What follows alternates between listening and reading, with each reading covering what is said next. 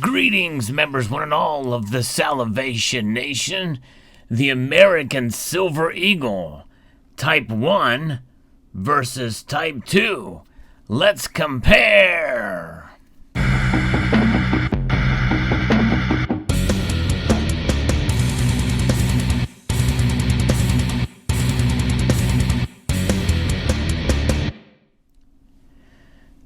Just as we did with the American Gold Eagle, I'm going to take a look at the Silver Eagle design and how it has changed from 2021.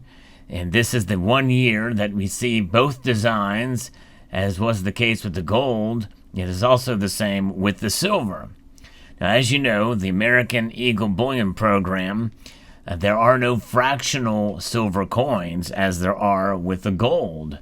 But the security features on the gold is only on the 1 ounce size.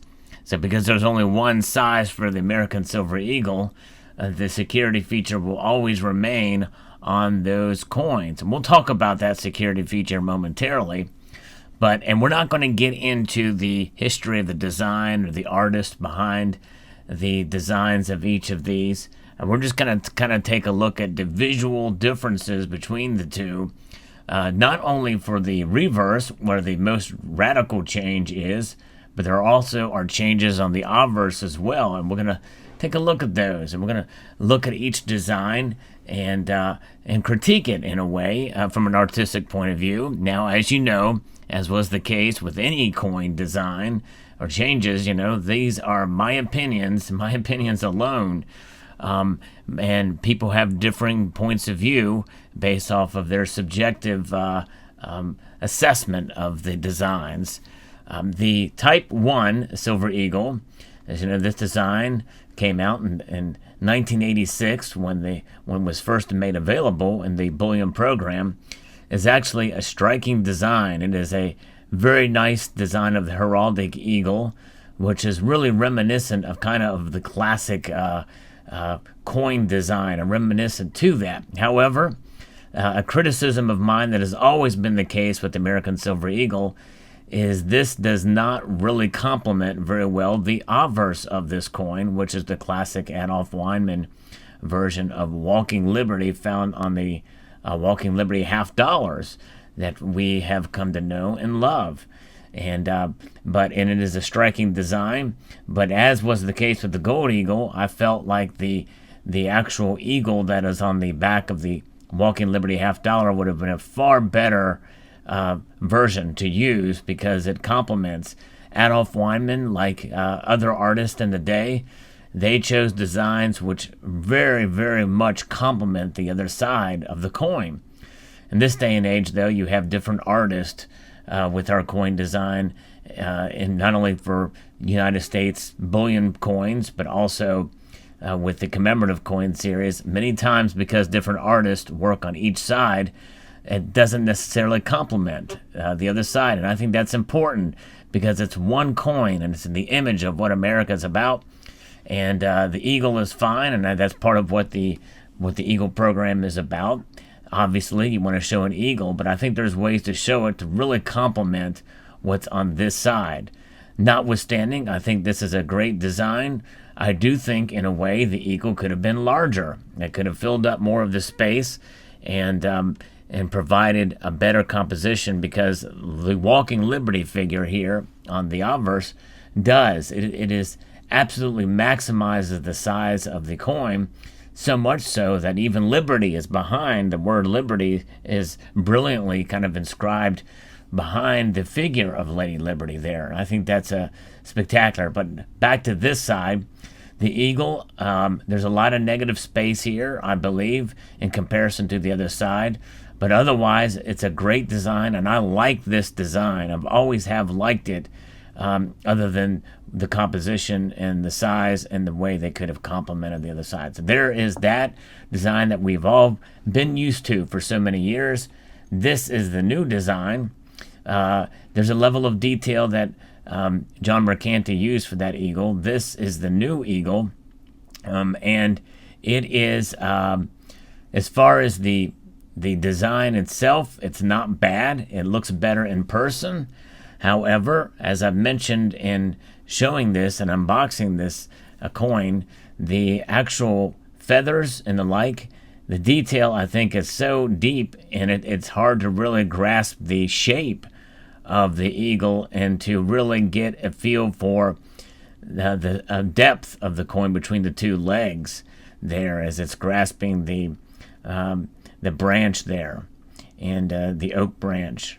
And so, or I guess, and then the leaves or the leaves of the branch there, pretty detailed, and the feathers of the wings, fairly detailed. But I don't like that the wing is clipped, and I felt like this is actually an even worse composition, even though obviously the design does spread out to the rim of the coin, and in a sense does kind of come forward in front of the letters there, the letter A.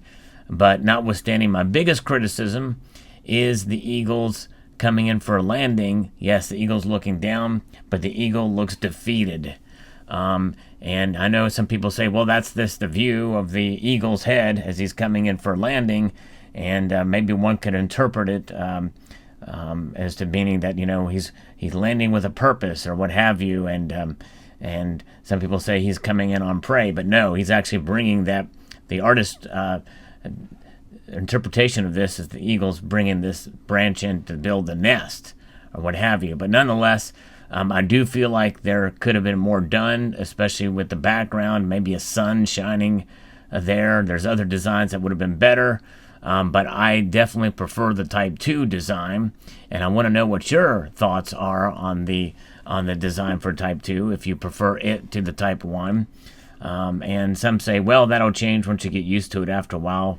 I kind of doubt that. I am pretty, I stick with my views and things after I think about them and study them for a while, but that is the difference in the design. The other thing you'll notice is the lettering is in order to accommodate the eagle, it is pretty much a very similar serif and typeset, but it is to the side now. In the E pluribus unum here, we see it not as a banner within the eagle's branch, but it is in the text on the side where it says 1 ounce fine silver. And we see that it says $1, and that has remained the same. And on the gold eagle, they use stars to separate the words, but here they use dots where in between where it says $1. On each side of that, there's a dot instead of stars. And there's no really stars on this coin. Like we had 13 stars here, there's no stars on this coin at all here, and they probably could have put stars around 13 stars in the background. There's a lot of space to do it, but they didn't do that. And now we're going to take a look at the obverse of the coin, because there were changes there as well. And we're going to take a look at that. They are obviously of the same design, but what happened was they used the original bronze, and they made of the sculpt, I guess, in order to bring out the details from the original sculpt for the Walking Liberty. And you can see the changes already in the rays. They're much thinner. They restored the rays, and they're much thinner on the new gold eagle, or the new silver eagle there. And the sun appears to be set further down. Here it seems to be up. The sun is rising more. It's set here. Maybe it's a little bit just different the way it is behind the mountain there, the scape of the mountain. The landscape there of the mountain. It does seem to have a little less detail because they have cleaned up this image and sharpened it over the years in various different ways. I think it actually looks good and is more, I believe this is a better representation of the design to accommodate the size of this planchet. Whereas this is going back to the original $half size, which appears to be somewhat washed out with a little less detail because it's meant to be in a smaller coin. You can see that In God We Trust is a little bit more pronounced there, and a little larger typeface it appears. And you can see Adolf Weinmann's initials there underneath "In God We Trust." I think that's good that they did that.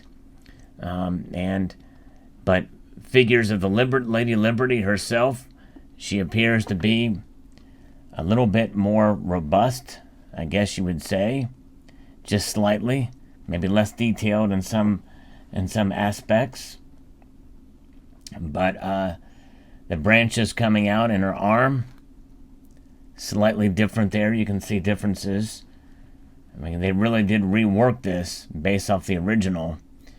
But yes, indeed, and you can see how the font is behind, like the R, if you look closely. Slight variations, indeed. Let's take a closer look, and you can just see the date is definitely more pronounced, and that was to preserve the original font used in 1916 when the half dollars were first introduced. There is that. But yes, definitely some changes there. But the rays of the sun are thinner, notably thinner. But yes, indeed, there it is. The 2021 Silver Eagle Obverse side. But the most notable thing is the security feature. It is the missing read, what they call edge variation. They don't say missing read when they describe this. That's all the Mint will say about it. It is a edge variation. But it's the only variation I see other than what I saw on my other ones. This is the one that I purchased from my local coin shop that does not have the other missing partial read that I outlined in a previous video.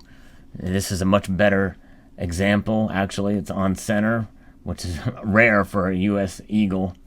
But nonetheless, it is. This is the best example that I could find after cherry picking others out there. I wanted to do for this video to show the difference between the Type 1 and Type 2 Silver Eagles. So there you have it. There's not a whole lot other to say about the differences. I mean, it is notable even on the Obverse side. But what are your thoughts of the two, the differences and the changes for 2021, the Silver Eagle? And as noted, the Type 1 and Type 2 were minted the same year. And so there you have it. There are the changes. The Silver Eagle for 2021. One change versus one design versus the other. What are your thoughts? Is this a coin that you're excited to have in your collection? I know those of you who are just collector or just stackers, it doesn't matter what it looks like, as long as it's an eagle, recognized and liquid, that's good enough, and that's fine. But I wouldn't even dare say that even you would have an opinion on this. So I'd be curious to see what it is. Let me know your thoughts in the comment section below. I'd like to extend a multitude of gratitude to you all for taking the time to watch, and I will post a link to the gold comparison video as well. A multitude of gratitude. I'd like to encourage you to please rate, share, comment, and subscribe.